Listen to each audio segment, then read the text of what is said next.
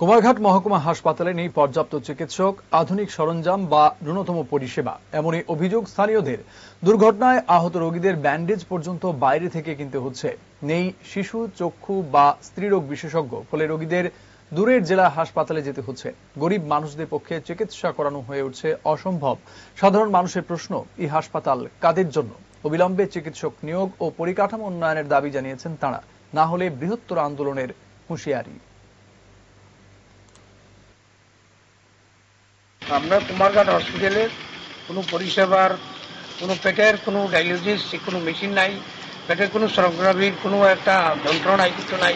পেটের যে কোনো সমস্যা হইলে বা কিডনি লিভার আর ডায়ালিসিস করতে গেলে, তারপরে আপনার সোনোগ্রাফি করতে গেলে আমরা যাইতে লাগে ধর্মনগর, নাইলে কৈলাসহর, নাইলে আগরতলা রেফার করে দেয়।